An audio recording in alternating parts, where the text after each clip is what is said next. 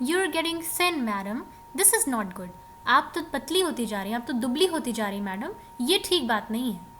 अब उस आर्टिस्ट को उसके दुबले होने का, उसके कमज़ोर होने का कोई कंसर्न नहीं है। वो सिर्फ इसलिए ये बात कह रहा है क्योंकि उसकी पेंटिंग अच्छी नहीं बनेगी।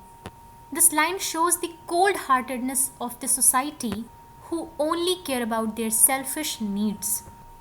ये विमेन के ऑब्जेक्टिफिकेशन को भी दिखा रही है कि सोसाइटी में ने कैसे स्टैंडर्ड सेट कर दिए हैं एक महिला की सुंदरता के लिए कि अगर आप ऐसे दिख रही हैं तो ही आप सुंदर हैं।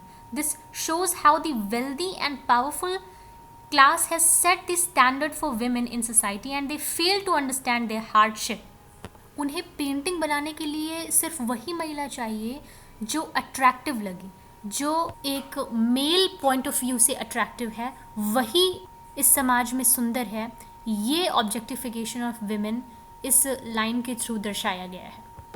सो the artist is disappointed on her as she is getting thin and this situation is not good for him as her shape is changing and he can not accurately portray her in the figure painting.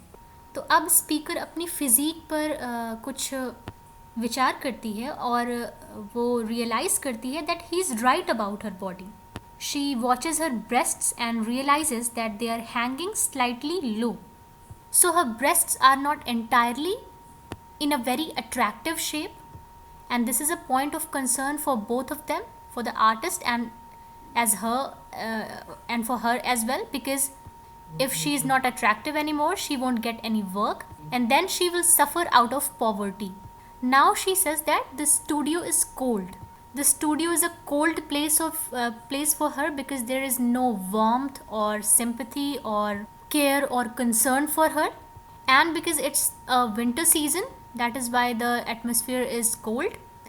The only source of warmth for her is the tea, the cup of tea that she has got, because in the next line she says, in the tea leaves I can see the Queen of England gazing.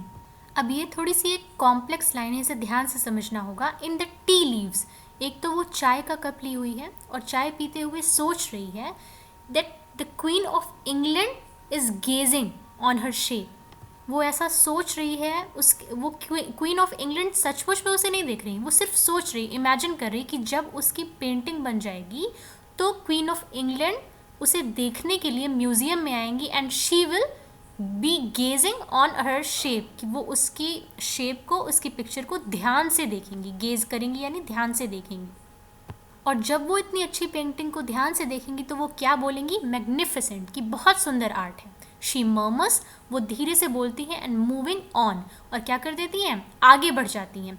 तो ये भी क्या दिखाता है कि queen of England obviously upper class of society से belong करती हैं, तो यानी क्वीन ऑफ इंग्लैंड के रूप में पूरी अपर क्लास सोसाइटी को ही डिनोट किया जा रहा है, रिप्रेजेंट किया जा रहा है कि वो उन्हें देखेगी, वो पूरी अपर क्लास सोसाइटी इसी तरीके से उन्हें देखेगी, उसकी पिक्चर को देखेगी और तारीफ़ करेगी और आगे बढ़ जाएगी। मतलब उनका डिसकंसर्न दिखाया जा रहा है कि अपर क्लास सोसाइटी को सचमुच में किसी से भी कंसर्न नहीं है, ना एक जीते जागते इंसान से कंसर्न है, ना सचमुच में आर्ट से कंसर्न है, कि आर्ट से अगर कंसर्न होता तो वो उसके पास थोड़े समय रुकते हैं, वो देखते हैं और आगे बढ़ जाते हैं।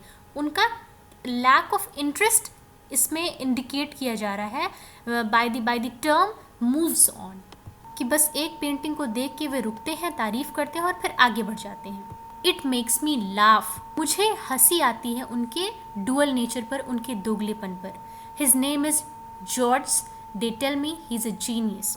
अब बता रही हैं कि पेंटर का नाम जॉर्ज है और लोग कहते हैं कि वो एक जीनियस है, बहुत ही अच्छा पेंटर है।